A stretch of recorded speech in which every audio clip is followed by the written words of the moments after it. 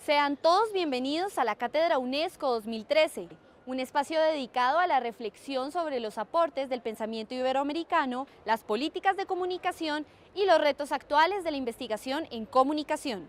Hoy daremos inicio al seminario Comunicación Digital Transmedia con las invitadas Olga Cero y Gabriela Díaz.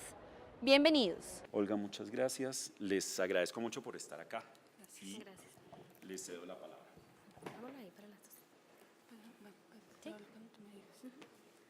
Bueno, buenos días. Yo soy Olga, nosotros venimos en representación de Medio de Contención Producciones, ella es Gabriela.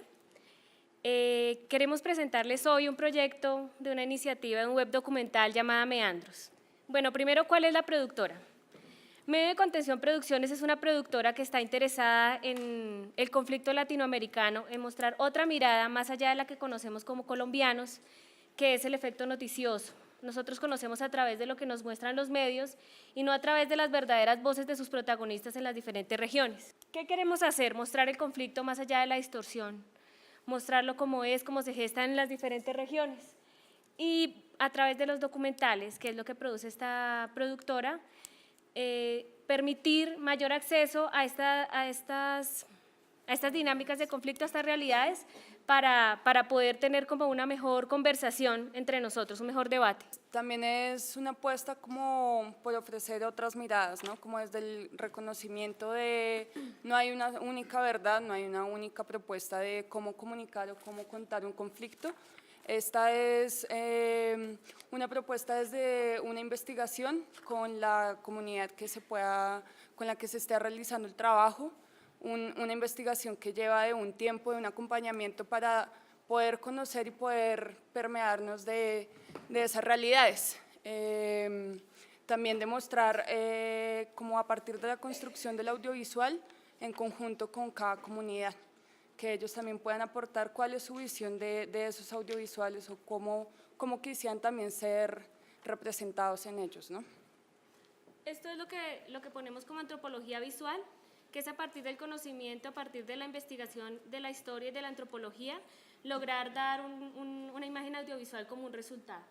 Está Manuel Ruiz Montealegre, que es historiador antropólogo, Héctor Ulloque Franco, que es cineasta, que también está vinculado con Cunquat, que es otra productora en París, y ellos son los socios fundadores de esta productora. Y acá estaríamos nosotras, Gabriela Díaz Montealegre, que es antropóloga, es fotógrafa. Ella también tiene sus productos documentales, que hay unos en desarrollo, otros que se están gestando hacia el web documental. Y pues yo, Olga Cero, desde la comunicación y desde el diseño gráfico, que hemos venido trabajando en el desarrollo del web documental Meandros Doc y en otros proyectos posteriores. Bueno, ¿cómo se generó Meandros?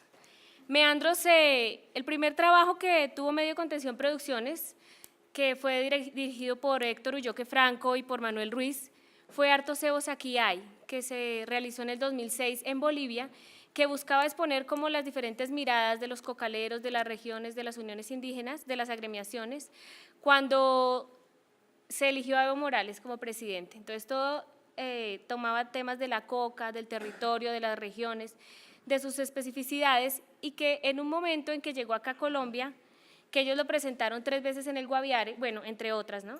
Cuando lo presentaron en el Guaviare, la gente del Guaviare respondió, después de las presentaciones, dijo, bueno, acá pasa lo siguiente en el territorio, tenemos estas inquietudes, o sea, fue algo adicional que fue muy bonito porque presentaba como la voz de sus protagonistas desde ellos mismos que querían hablar, no a partir de, como les decía, el hecho noticioso, no mediado, sino que exponer sus lógicas y sus conflictos, sus situaciones particulares. Este documental, Hartos Cebos Aquí Hay, logró el reconocimiento, ganó el premio al mejor documental en Biarritz en el 2006 y el premio Otras Miradas en el 2008.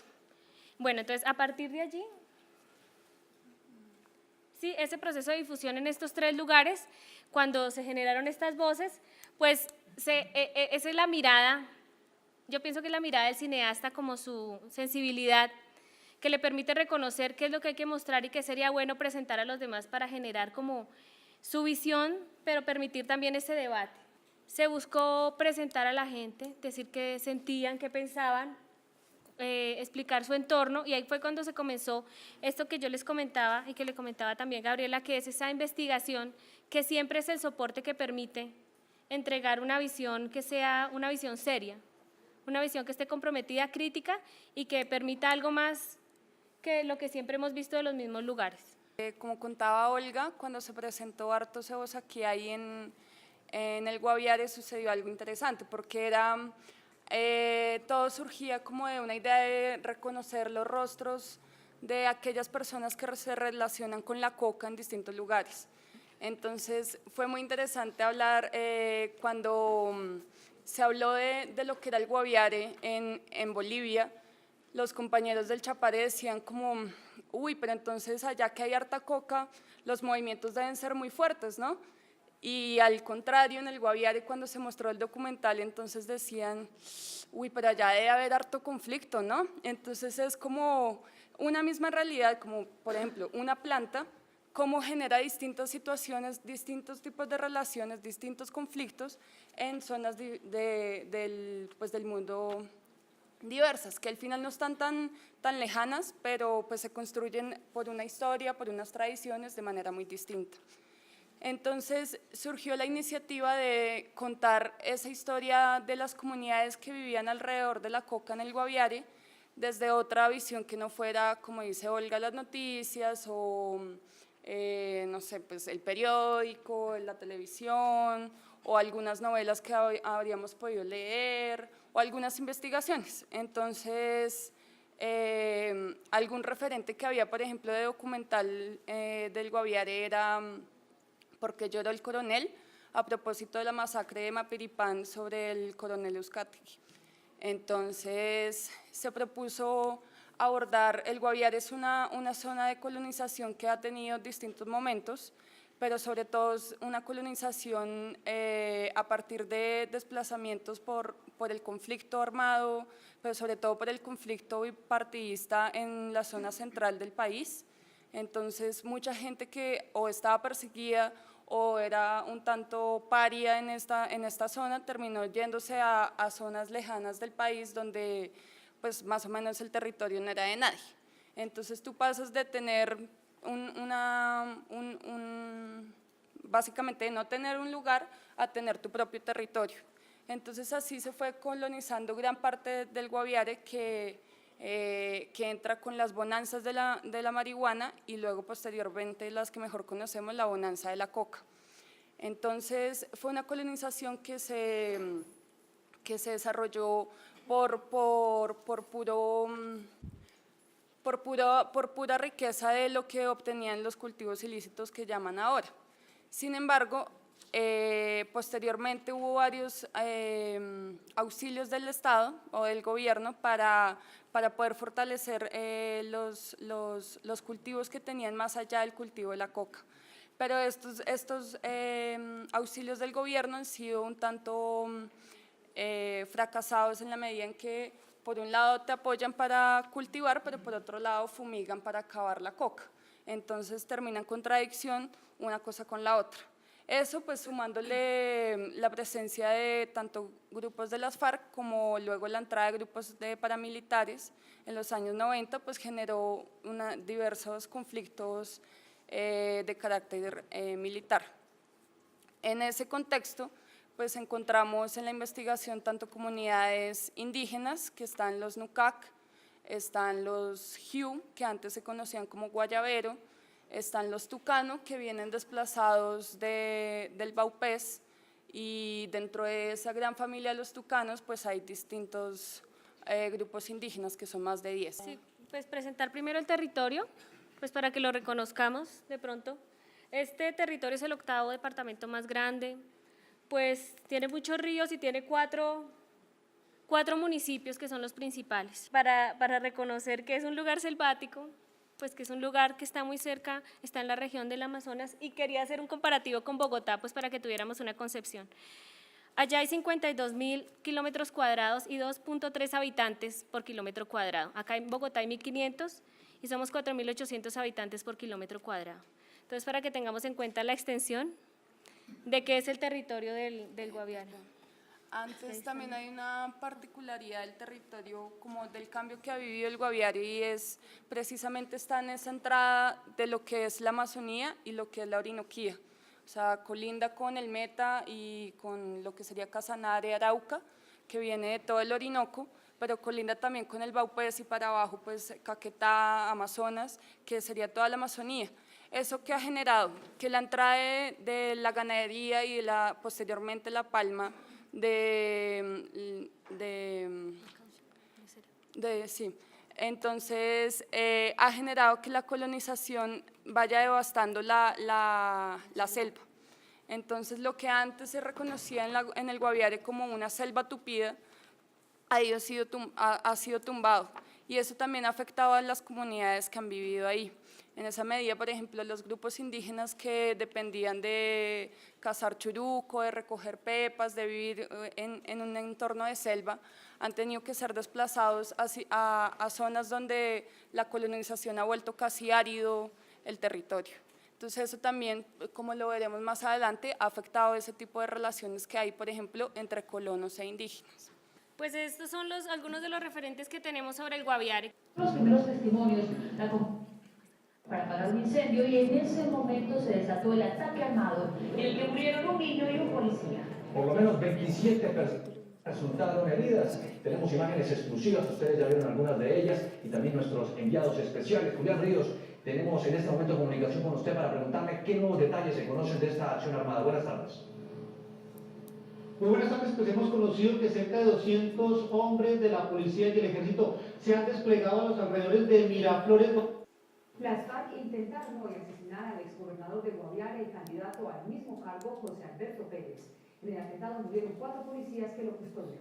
Dora Mujer. María Cristina, el candidato, está herido en San José de Guaviare, aunque algunas informaciones iniciales señalaron que había sido secuestrado por los guerrilleros y posteriormente rescatado. La policía aclaró esta noche que el propósito de las FARC era asesinarlo.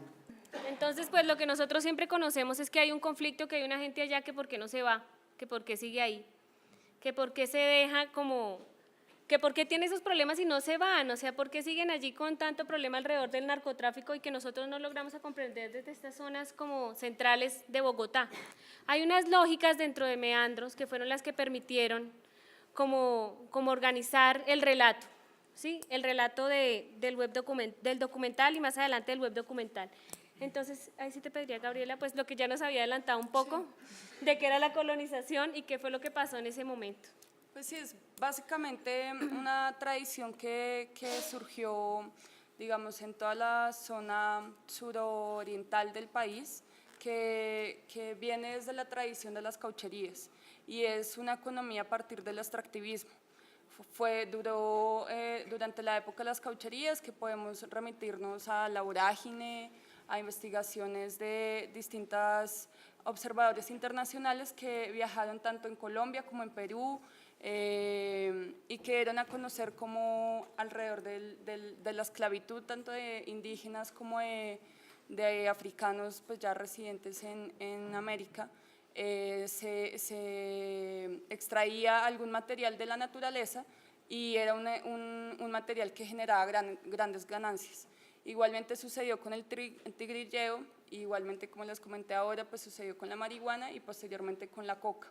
Eso generó toda una cultura como de una gran ganancia sin un tanto de esfuerzo o de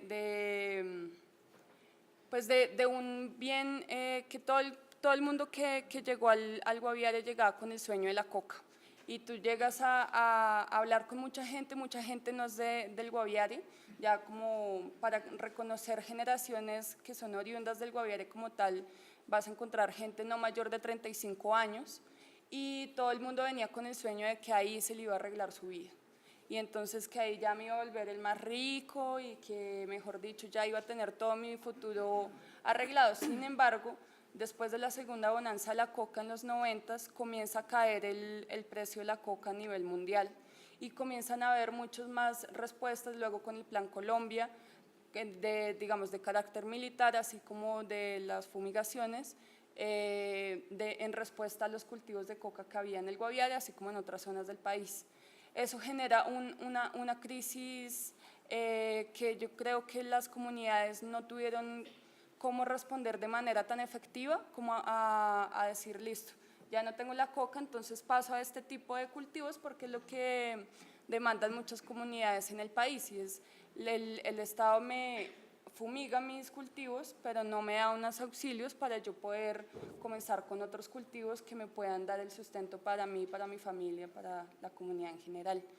En este punto, como les comenté antes, una de las salidas que han tenido campesinos o colonos que tienen mayores fuentes de ingreso es tanto el ganado como la palma, que si uno coge la carretera por el Meta hacia el Guaviare, vas a ver hectáreas y hectáreas y hectáreas de palma, que es de esos tipos de cultivos que también se están volviendo generalizadores, ¿no? Y que acaban también con el suelo, pues, para tener otro tipo de cultivos, lo que limita un poco la diversidad también natural.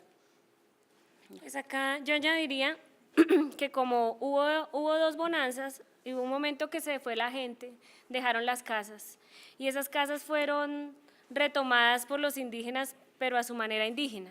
O sea, ellos se apropiaban de los espacios, pero hacían sus toldos, sus otro tipo de cosas, no sé el nombre técnico. Pero entonces se hacían allí y la ocupaban de otra manera que a uno le parece igual terrible, porque uno dice, ¿por qué no conviven en la casa como está diseñada? O ese tipo de cosas.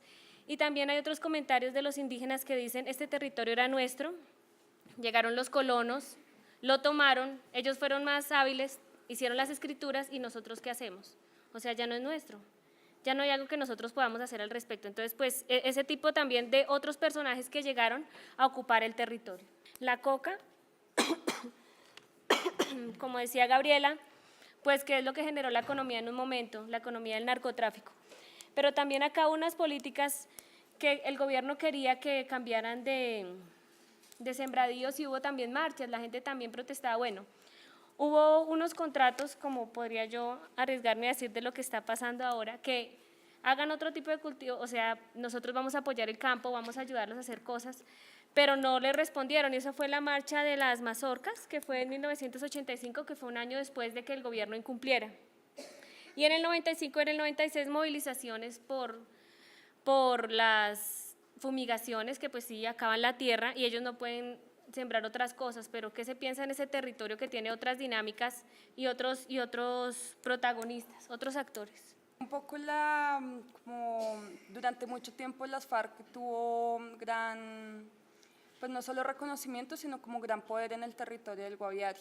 Esto viene de una tradición, como les comentaba, hay dos tipos de migraciones hacia el Guaviare, una que viene de la zona cundiboyacense, que básicamente vienen desplazados por la violencia bipartidista, pero viene otra colonización desde el Tolima y desde el Huila, o lo que antes llamaban el Gran Tolima, que atraviesa por una, digamos, con una herencia ya de lo que eran las guerrillas, que luego vamos a conocer como las guerrillas liberales del llano.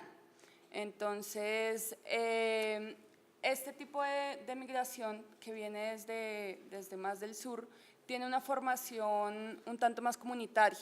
Entonces, la formación que ellos hacen en su territorio nuevo, es decir, en el Guaviare, responde a unas lógicas de como una idea más de comunidad, en la cual surge también pues, como la presencia del comunismo y la presencia de las FARC, y tiene mayor acogida como poder, digamos, local.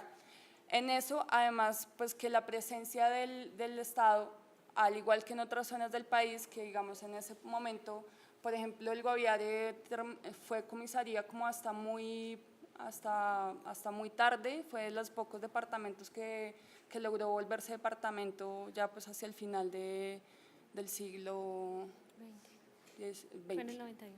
20. Entonces la presencia del Estado generó muchos vacíos que las FARC fue llenando. Entonces, cómo se resolvían conflictos locales, así como esta es mi vaca, no, que es mi vaca, que es mi vaca, tipo de conflictos que no había ni policía, no había ninguna presencia del Estado que pudiera definir cómo solucionar conflictos. Eso hizo que la guerrilla tuviera un poder hasta alrededor de mediados de los 90, hacia finales, que es cuando entra sobre todo los paramilitares por el Meta, cuando ocurre la masacre de Mapiripán, luego el siguiente año ocurre la masacre de Puerto Alvira, cruzan por Caño Jabón, que no nos podemos devolver al mapa, ¿cierto? ¿O sí? ¿Está muy atrás? Bueno, esta línea roja es la carretera que viene desde el Meta, y pues llega luego hasta Calamar, acá. Sin embargo, la entrada de los paramilitares es por, a ver, no sé si alcanza, pero más o menos por acá, donde está la flecha, para allá arriba, se puede Sube con la ver. flecha. Eso. Allá arriba, después del río, ese es el río Guaviare que limita el Meta con el Guaviare. Allá queda Mapiripán, entonces ellos ingresan, atraviesan el río, ingresan por lo que se conoce en el Guaviare como la trocha ganadera, y hacen una serie de masacres y una serie de hostigamientos a todas las comunidades con, pues, digamos, con la razón de que todas las comunidades que estaban ahí eran también farianas, por así decirlo, y terminan haciendo masacres en distintos poblados que son bastante reducidos y se vuelven lo que conocemos como pueblos fantasmas. Eso sucede así como sucedió en Puerto Alvira, que es uno, pues más adelante les comentaremos, pues es un nuevo proyecto documental de medio contención, como sucedió en varios poblados de la trocha ganadera, es donde llegan los indígenas a recolonizar esos poblados. No sé si quieres que hable más de eso. No, aquí ahorita. Yo creo que Sí. Bueno, esto ya lo comentamos.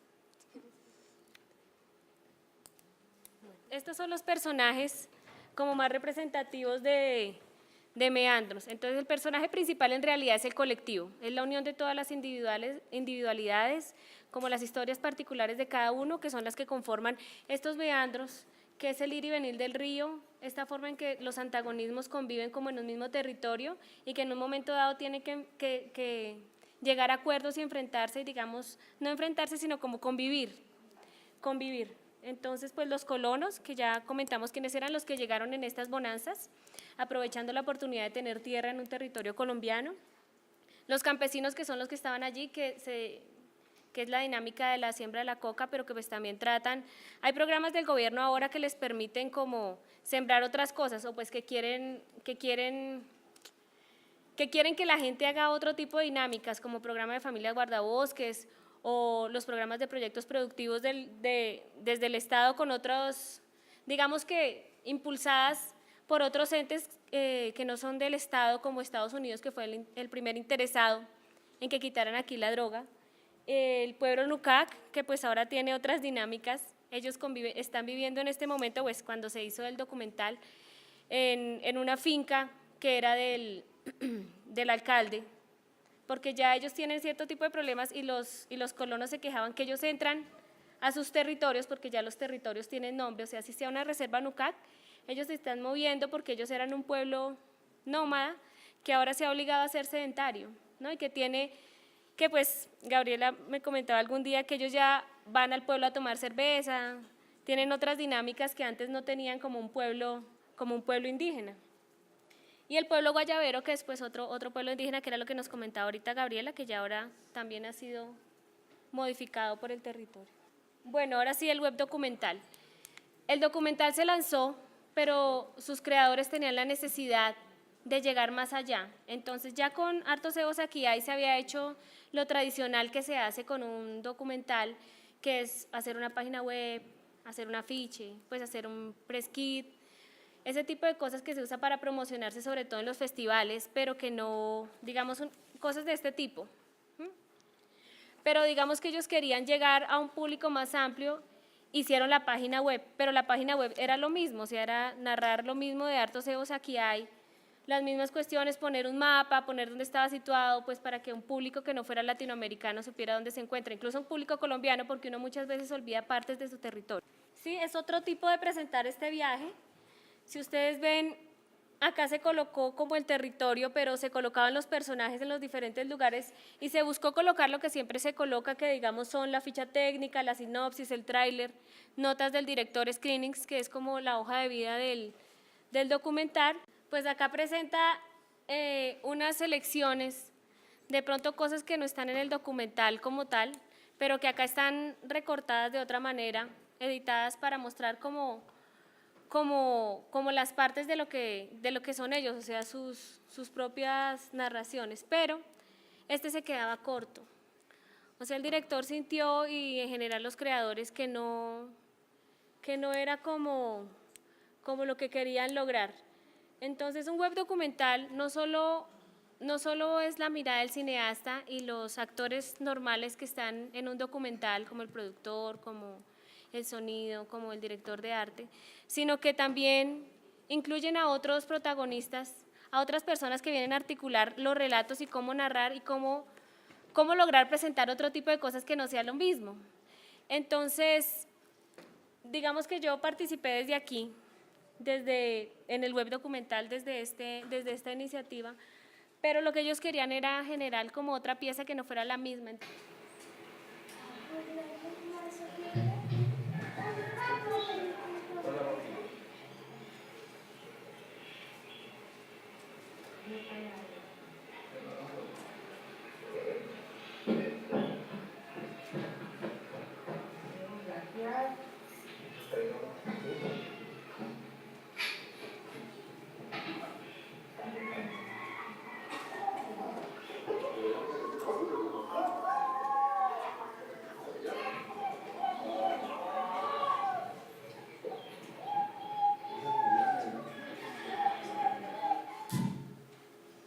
Bueno, este fue el primer intento, pero yo quería mostrarles acá también como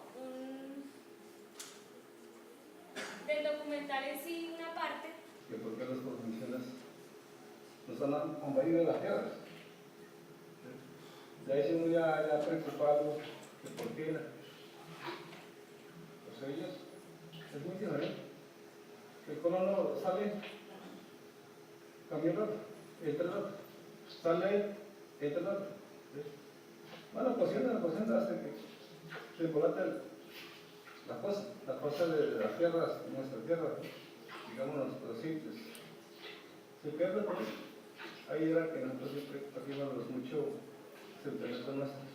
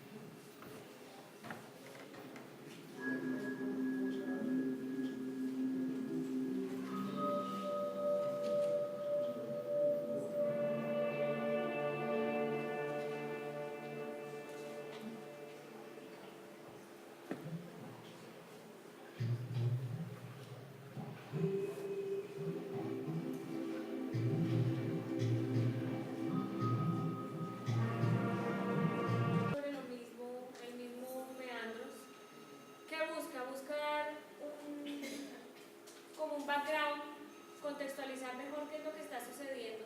Entonces acá tenemos otro tipo de cosas que se presentan. Está también el viaje, ¿sí? Están los personajes. O sea, si nosotros acá revisáramos cada uno de ellos tiene su voz como un abstract.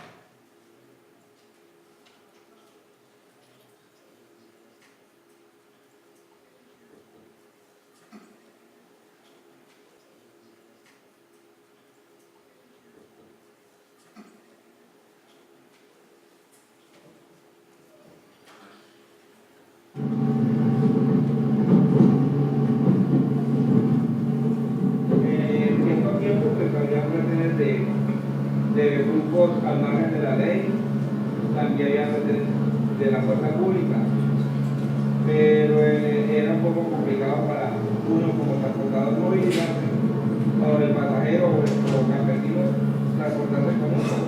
Hay parte en que se cobra el impuesto a la gente, tanto los unos como nosotros, y eso de encarecer más las cosas, y que siempre donde hay los grupos al margen de la ley siempre están vinculados.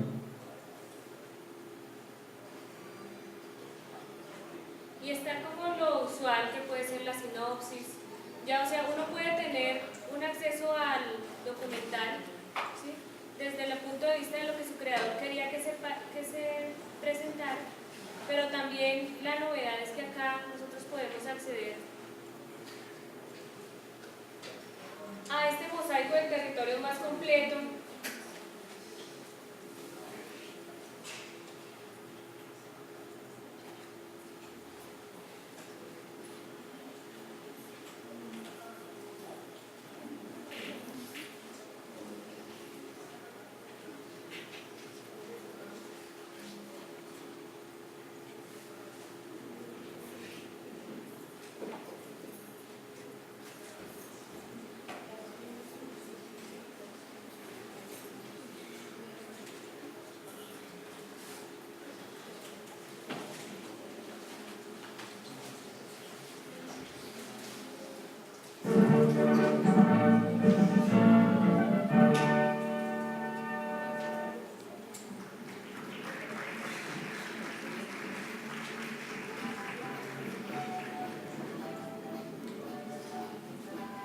Entonces la idea es alimentar como con los diferentes,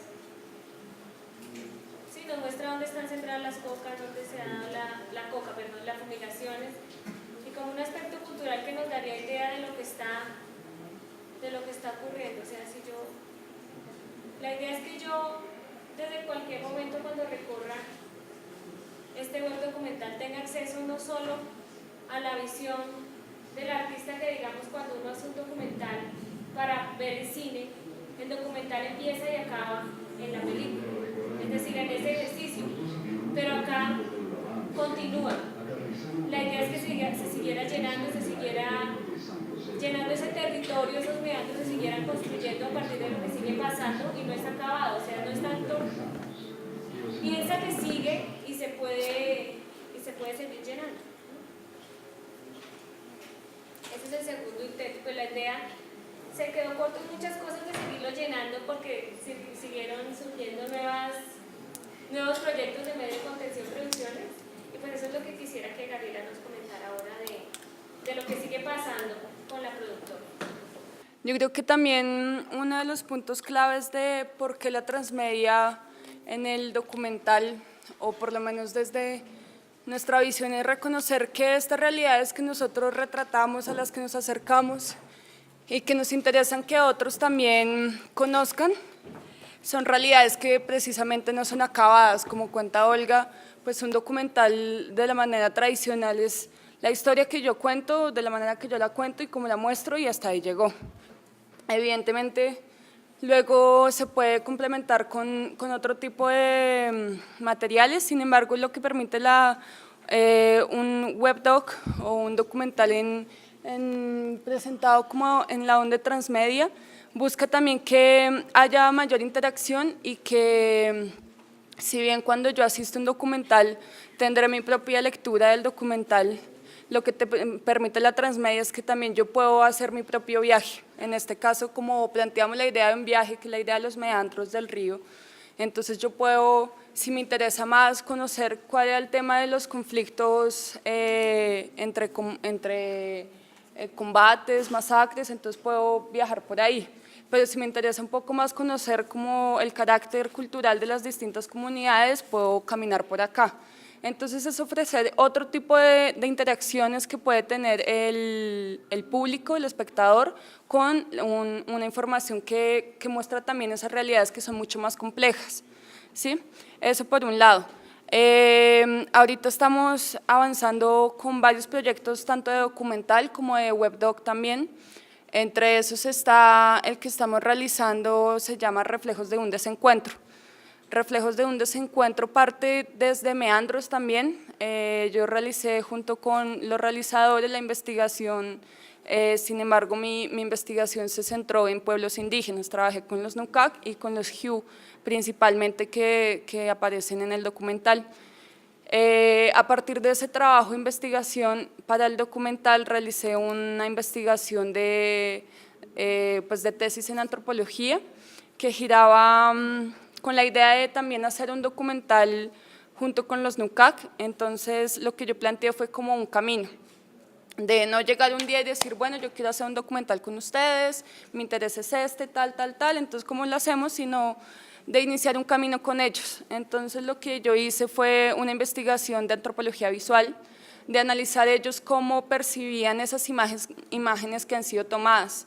La imagen del Nukak en Colombia es una de las imágenes más utilizadas de pueblos indígenas, porque podríamos decirlo así, es uno de los pueblos indígenas más exóticos que tenemos en nuestro país, por el hecho de ser nómadas, por el hecho de que fueron descubiertos, como algunos dicen, hasta hace 25 años, por el hecho de que todas sus prácticas estaban muy relacionadas con la selva, a diferencia de otros grupos indígenas que fueron teniendo interacciones desde mucho antes con colonos, campesinos o otro tipo de comunidades. Ellos tenían apenas poco conocimiento de quiénes éramos nosotros, así como nosotros teníamos poco conocimiento de ellos. Entonces, la investigación giró en torno a ellos cómo se relacionaban con el medio fotográfico como tal, qué hacían con las fotos, cómo las usaban, qué decían de los contenidos y básicamente habían dos líneas, una de entender la fotografía como dispositivo de memoria, que hablaba de la fotografía en sí misma tiene una relación con la muerte, como lo diría Roland Barthes, nos lleva a una idea de un pasado, de algo que se retrató, pero también la fotografía en sí vuelve a quien es fotografiado un objeto, al volverlo fotografía.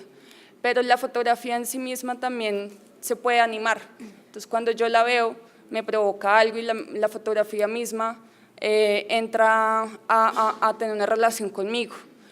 Al ver una fotografía de un familiar o de un integrante de mi comunidad, así no sea cercano, sea una persona que yo sé que existe pero no tengo relación, pero que está haciendo unas prácticas que por ejemplo yo ya no estoy haciendo o estoy haciendo de manera distinta, me genera reflexiones sobre lo que ha sido mi comunidad, sobre la historia de mi comunidad y sobre lo que yo también estoy haciendo ahora. Entonces era entender ese dispositivo de memoria no como una cosa únicamente del pasado, sino como esa relación de un pasado con un presente que yo estoy construyendo y también con una identidad cultural, con quién soy yo ahora, quién soy yo ahora con respecto a un grupo al que pertenezco, que tiene ciertas tradiciones, que ha cambiado otras, porque una de las propuestas también desde el documental es entender que ningún grupo, ninguna persona es totalmente fija para toda la vida. Es decir, y ese es uno de los motivos que ya les voy a comentar del documental de Reflejos. La otra línea de la investigación fue la idea de la fotografía como espejo, también como presentar fotografías de esa persona que iba a ver su fotografía, es decir, yo me veo a mí misma en esta fotografía. ¿Y qué me produce eso? ¿Qué produce cuando yo durante mucho tiempo no tuve una relación con un espejo, por ejemplo? ¿Qué implica verme? Entonces eso también genera ya reflexiones mismas sobre el propio ser, como sobre yo cómo me pienso como Gabriela, pero también cómo me puedo pensar como colombiana o como indígena, si me quiero reconocer como tal. Entonces eso me generó una serie de conversaciones con ellos, de ellos cómo querían ser representados. A partir de eso hablamos, por ejemplo, hay un documental que no sé si lo conozcan, se llama Los Nómadas Verdes, que realizó una coproducción francesa con un realizador colombiano en los años 90, más o menos como en el 92. Los últimos nómadas verdes es que se llama. Y ellos lo que planteaban es que ellos ya no son así. Evidentemente, los Nukak con los que trabajamos en Meandros, con los que trabajamos en Reflejos, con los que yo trabajé en mi investigación, es una comunidad que fue desplazada alrededor del 2006, ellos vivían hacia esta zona, que es una de las mayores reservas naturales indígenas. Sin embargo, es también de rutas rutas de comercio de la coca. Entonces, pues como ya lo hemos comentado, pues eran territorios que eran de mayor interés tanto para el ejército como para las FARC, como para los paramilitares. En esa entrada de los paramilitares que les comentaba hace un rato por la trocha ganadera, fueron entrando y teniendo mayor contacto con los Nucac. Eso les implicó desplazarse a San José del Guaviare, que es la capital, y fueron ubicados temporalmente como una solución en esta finca que se llama Guabonita. Pero lo que es temporalmente ha pasado más de 7 años y ellos no han podido retornar a su territorio y no han podido retornar a un territorio que tenga unas condiciones similares al anterior. Esto es una finca alrededor de un montón de fincas ganaderas donde no tienen ni micos, ni pepas, ni lapas, ni ninguno de los alimentos con los cuales normalmente se alimentaban. Eso generó entonces que el gobierno como respuesta diera ayudas de alimentación, de salud, de educación, pero eso ha acelerado bastante sus cambios como comunidad. Entonces, evidentemente ellos al estar tan cerca al pueblo, entonces los chicos ahora tienen todo su grabadora, les encanta el reggaetón, les encanta el vallenato, les encantan los corridos, que es la música que uno escucha allá, porque también esa es como la cultura que se va construyendo alrededor de, por ejemplo, de la coca, o lo que algunos llamarían en algún momento como la cultura, la narcocultura, o bueno, le han dado distintos nombres. Entonces, a partir del ejercicio de la investigación, ellos decían, nosotros ya no somos así, nosotros hemos cambiado, nosotros queremos que nos representen de otra manera.